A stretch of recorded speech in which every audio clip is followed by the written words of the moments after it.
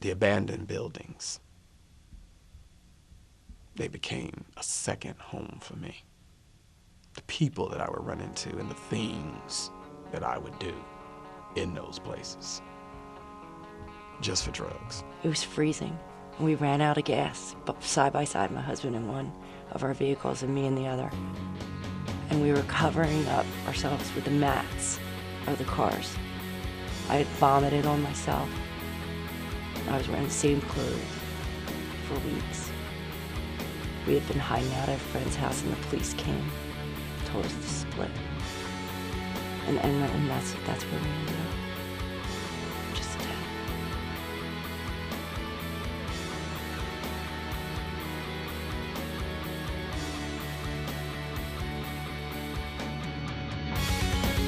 The prescription drugs had really started to take over. I was taking OxyContin like it was going out of style. I couldn't do anything without using. It's not about getting high anymore, it's just about feeling normal, about avoiding the sickness. I was a walking dead person. It's the end of the road, it's slavery. It just was unreal, the feeling that I had when I took it, and I just couldn't stop taking it. Your whole world, it's all you think about all day long and all night long. Your whole world revolves around the drug. I felt like I was in a bottomless pit and I wasn't coming out.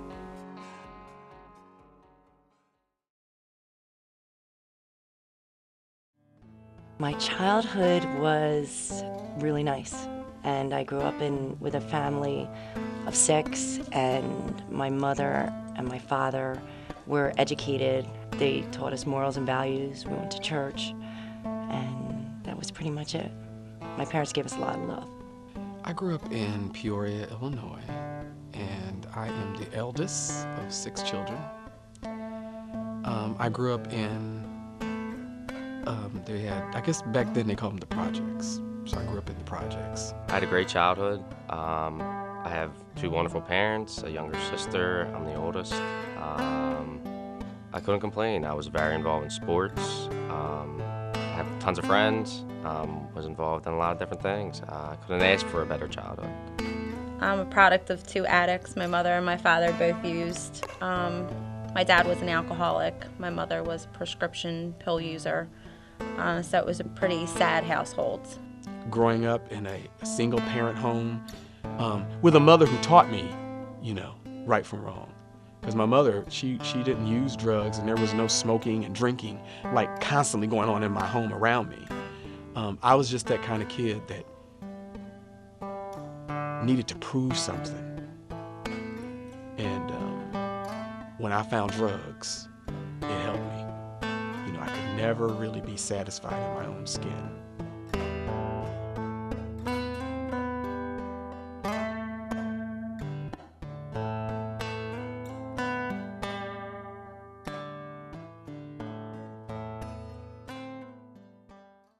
When I was high, I was beautiful, I was thin, I was everything that I never was when I was sober. So for me, I used to say it was my happy pill, It's how I got through the day. It's how I, was who I was. It gave me the courage to, just be the guy that I'm normally not. I'm normally not the, the totally I'm an outgoing person, but I'm not the, walk up and start a conversation right away with a girl and ask for a phone number type of stuff like that. And that's what it did for me. It made me have energy, blocked my pain, and allowed me to be a supermom, allowed me to get done things, allowed me to maintain organization for a certain amount of time until eventually my life became out of control and unmanageable.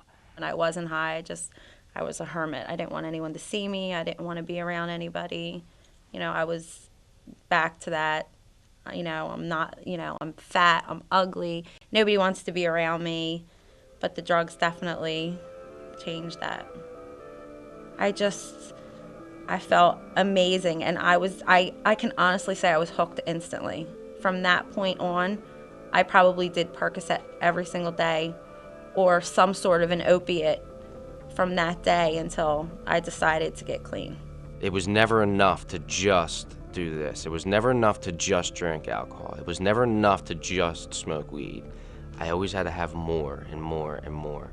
And very quickly, once I discovered like the Xanax and the Percocets especially, the opiates were my drugs of choice. And you know, then it led into the Oxycontins. I did whatever it took to be in that world. First it was the bottle, and then it went to, okay, I can get them now. You know, someone can sell me a couple. It went to that. Well, never a couple. But no, it was too late. I had reached a point of no return, you know. And when I started to pop pills, that became, especially Percocet, that became the other stuff that I would try. It really didn't make me feel the same way that Percocet did. Because I was one of those people that wanted to try everything, every drug. But Percocet was my drug of choice. Let me tell you, it was very easy for me to con the doctor. You know, being able that I knew how to speak the King's English, and I would use my being HIV. I would actually use my being HIV. Oh, you know, so it was quite easy, instead of them, you know, okay, well, why don't you come in for a doctor's visit?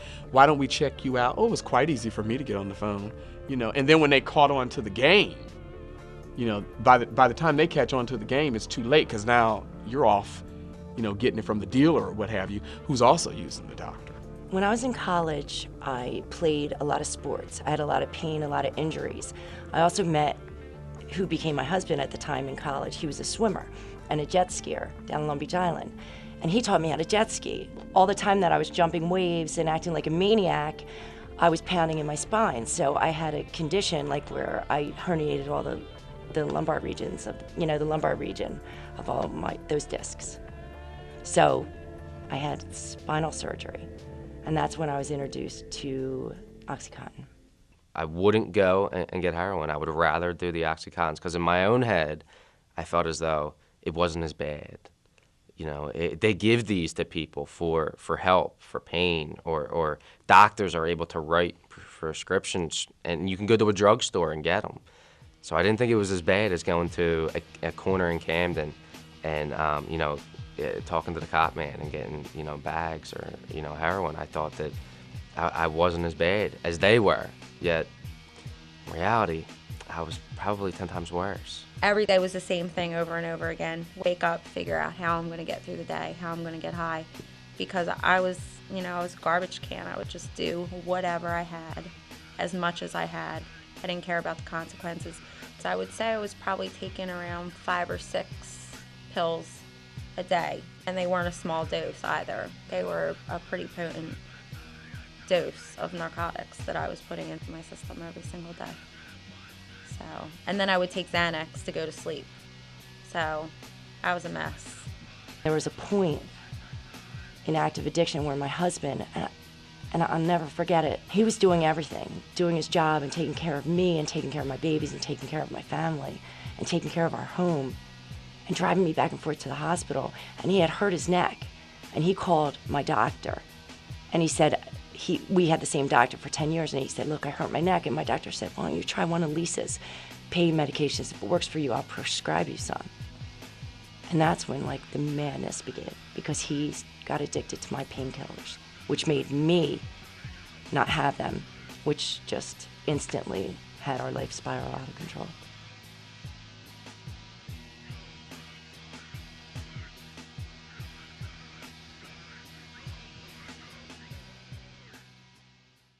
Actually, after my father died, we had a yard sale and we sold all of his stuff.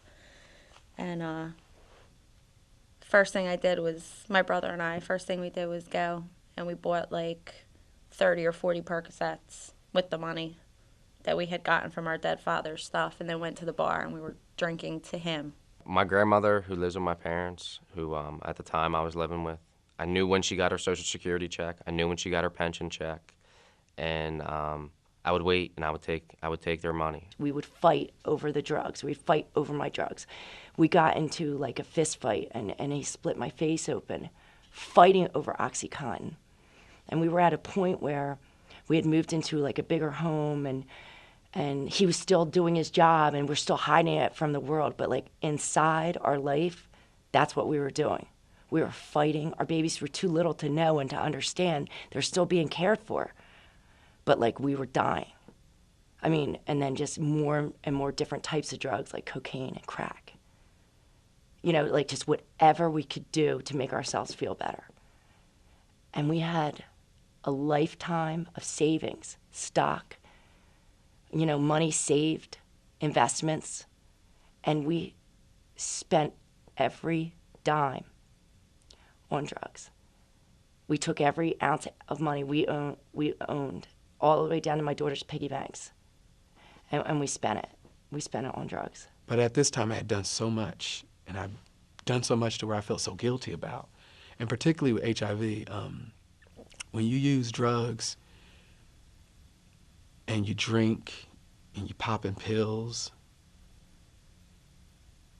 how often do you think you're really going to tell someone, you know, oh, by the way, I'm HIV? I couldn't do anything without using. I had, you know, towards the end of my addiction, it was at the point where I couldn't even get out of bed without having a drink, taking something just to be able to make my daughter's lunch or give her a bath or make her bed, or just, you know, I thought I was a great mother because I was doing everything that I had to do for my child, when in fact I was not a good mother. You know, I was using drugs to do what I was supposed to do. I had run out of the OxyContin that I was using, and I knew if I went to the hospital that the doctors would give me morphine. And this time when I got there, they gave me the morphine, you know, when I first got there and through the first night, and then they cut it. I thought my appendix had burst, or I thought that I had a terrible stomach flu. I was deathly ill in the hospital over Christmas, detoxing, begging these doctors to give me something. And while my family was home opening presents on Christmas, but that didn't matter to me. What mattered was getting the prescription drugs that I wanted. I wanted the morphine back, or I wanted them to give me OxyContin. I wanted them to give me Dilaudid. I felt like a terrible son that I had resorted to lying to doctors and nurses and my family and parents, all to be able to get high. And you know, Christmas is the time for family and giving, and here I am doing the most selfish thing possible. And I really believe that I hit my bottom when I could not. I remember having the key, literally, but I just didn't have the energy to put the key in the door because my mind said, take your ass back out there and do what you do best, use. And that's what I did. They were so little, and they were like sitting on the couch, and I was in the kitchen. You should have seen our kitchen look like it should be on in a magazine. Granite countertops and beautiful like cherry wood floors, and we would like be playing games and smoking crack and sniffing heroin and sniffing oxy. It just didn't matter. Playing cards, and my kids were in another room. They were acting nuts, and it was like I was like, oh, I wonder if like the smoke is bothering them, like the, you know, if they're high, you know. I would leave them in their cribs, and if they like were in their diapers, and leave them there, and I couldn't get up and take care of them. And they would have like it all. My daughter would eventually take off. My little one would take off her diaper, and like it would be loaded, and she would just spread it all over her, and then it would be hours before I went in to care for them.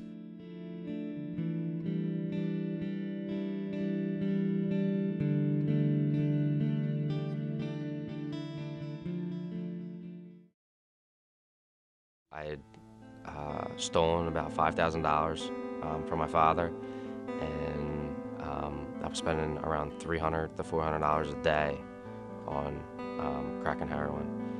And at the end, what I did was I wanted to take my life. The plan was that I was either gonna kill myself on the way to the bridge, either into an oncoming car, like on the expressway, or run a median or something, or I was gonna get to the bridge, the Walt Whitman Bridge, and I was gonna jump off. And I figured it would have to be quick because where was I gonna leave my car? I would have to leave it in the middle of the road. So I knew that it would just be jump out the car, and I'd be off, and that was gonna be it.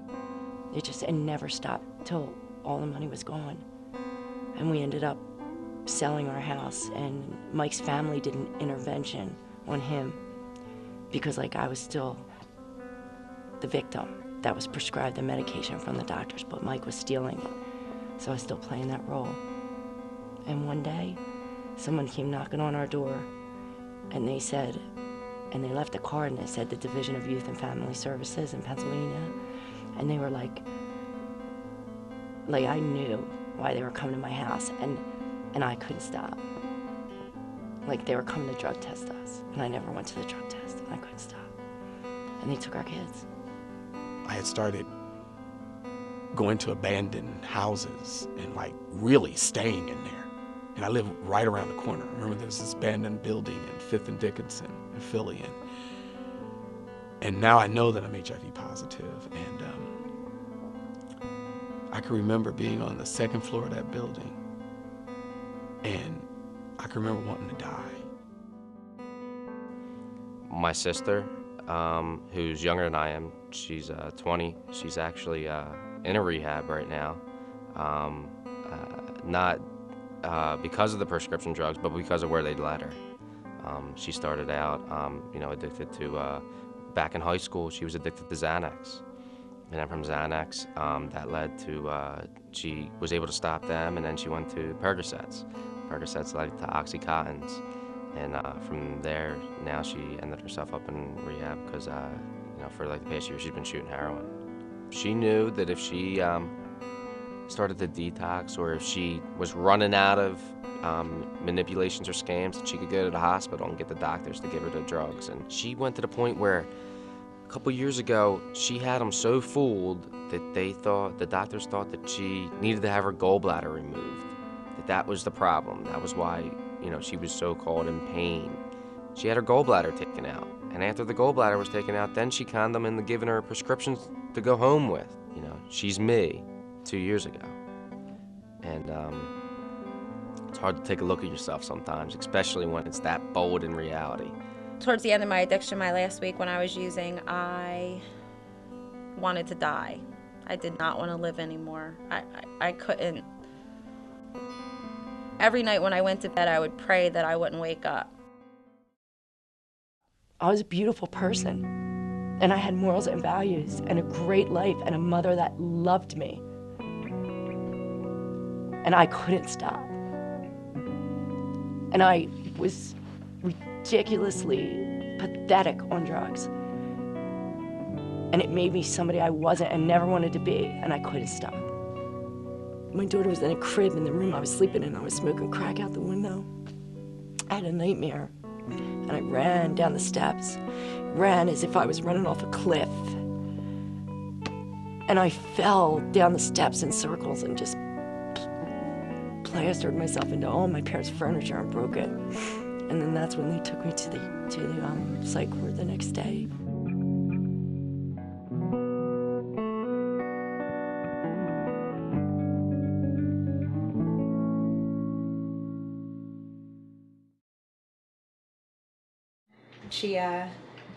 She was an amazing woman. My mom was the mom who would pull up to the driveway bumping Nas on the speakers, and with the pink streaks in her hair and the nose ring and all that stuff, when the other moms in town had mom jeans on and all that stuff. She told me that it started with taking a Percocet. She took a Percocet, and she was just amazed at how amazing it made her feel, and how her problems and the stress in her life, she wasn't worried about it. It didn't matter. When it eventually took her life, she overdosed on fentanyl. I was in homework help club, this after school thing with my kids, my students, and I was helping someone with their homework, and I got a call on my cell phone. And I normally don't pick up numbers that I don't know. I let it go to voicemail, but for some reason I just picked up, and it was her boss. And he said, this is so-and-so, and your mother just overdosed of fentanyl, and I don't think she's going to make it. So I just got in my car and drove directly to the hospital. And then 2 days later, she had died. It was when I was in the hospital and just kind of laying there and sitting there because I didn't want to go anywhere. That's when my thoughts really started to, go everywhere, and realize that I didn't have what everybody else has anymore. I don't have a mom. And it's awful. Like, you think about, like having your first kid or any of that stuff, and she's not going to be there for that. She was my best friend. Like, we talked every day. Every single day. So it's hard not to have that anymore. I miss her so much.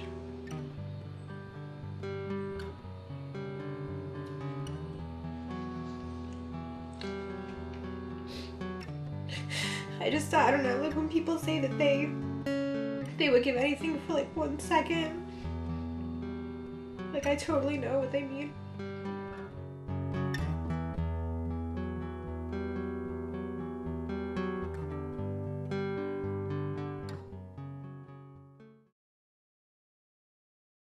Young people are abusing prescription drugs mainly because of their availability and because they're effective.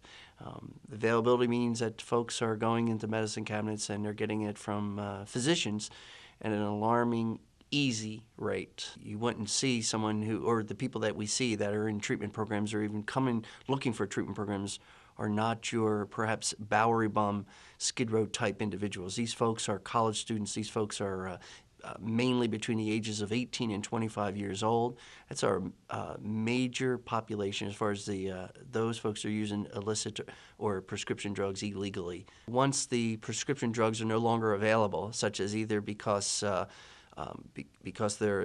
dealer is no longer providing them, but they're going to seek alternative drugs that are going to give them similar effects, such as if they're addicted to pain meds.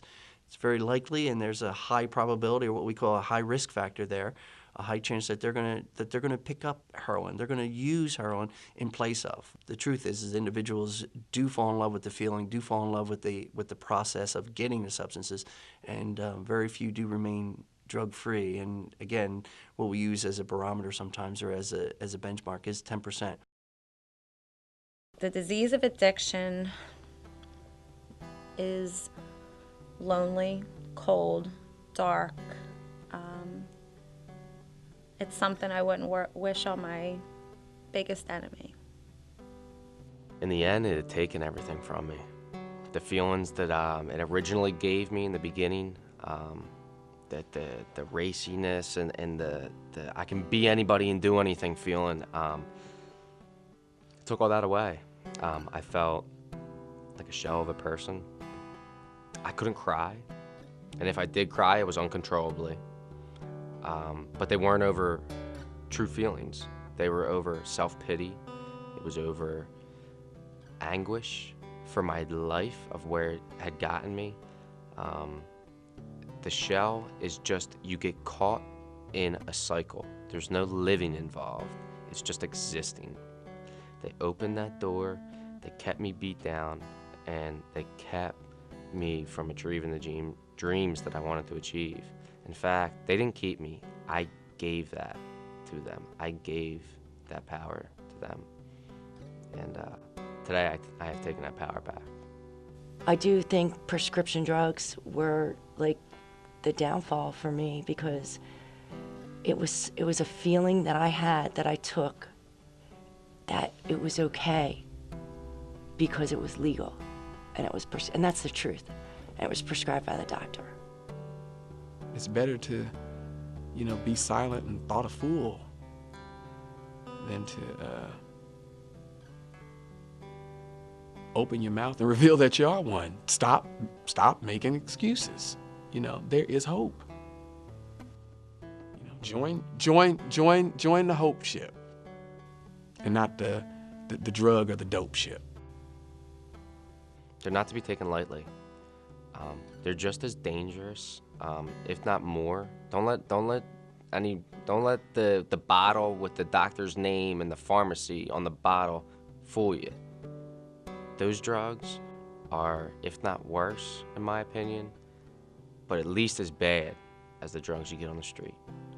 I feel like the way it is now, that prescription drugs are being sold on the street and street drugs are being sold on the street, I feel like all drugs are equal and all drugs are the same.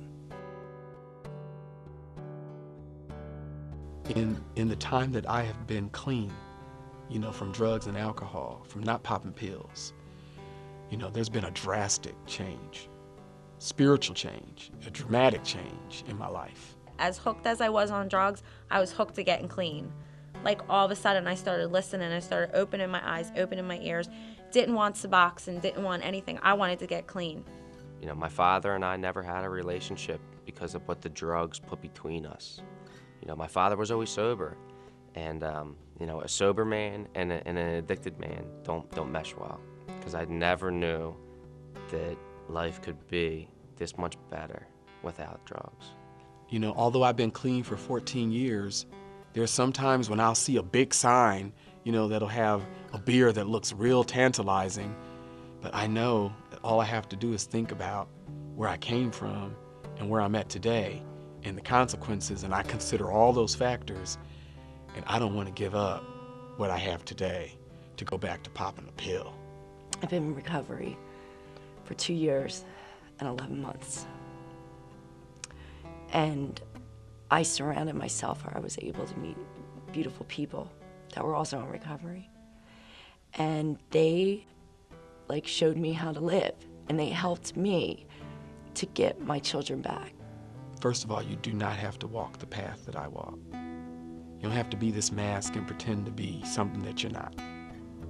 I've become a different person because everything I ever worked for in my entire life, I destroyed, and it was all taken from me. So when you get back water and toilet paper and the basic needs to live, you become grateful. Just because you get clean does not mean that you're not going to experience traumatic experiences. It doesn't mean that, you know, life is going to be full of roses. And it doesn't mean that you're not going to want to revert back to, you know, using the pills to cope. It doesn't mean that. Just because you get clean, just because you stop using drugs, it doesn't mean that. But what it does mean that if you apply yourself to the program, or whatever you apply yourself to, there is a big possibility, there's a real big chance that if you just hang in there, a miracle's gonna happen. Everybody has their bottom, everyone has their pain. And the hope is that when the pain gets great enough, no matter who you are or how great your pain is, there's people out there that have had the experience and that can help you, and that there's freedom from using drugs.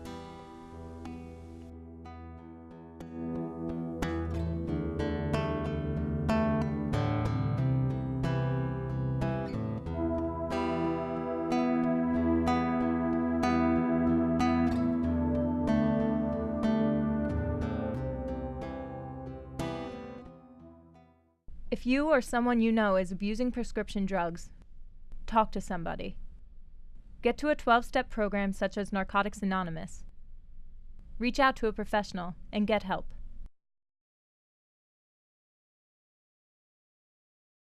I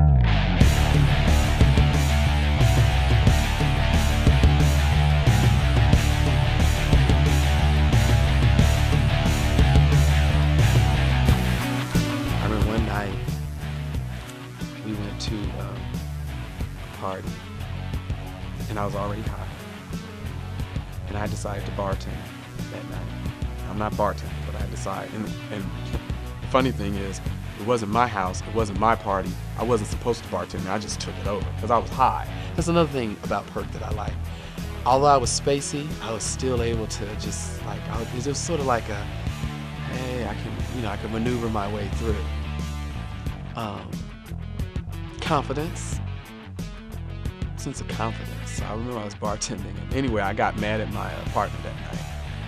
I thought he was messing around or something. And I remember I had drank that night, and this was wild, because I won't forget this. And I'm driving in Philadelphia, down Broad Street, no lie, and I can't believe the cops did not stop me. I must have been going at least 80 miles an hour, at least. And like, I had 3 people in the car with me, and I'm like driving. I don't even know how we survived, you know. But in my head, although I was high, and they were trying to take the wheel from me, it was like, you ain't taking this motherfucking wheel. And I was getting a rush off from me, shut the fuck up. And I was like this, I was out of character, but I was in character. You know, that was wild. I'll never forget that, that was wild.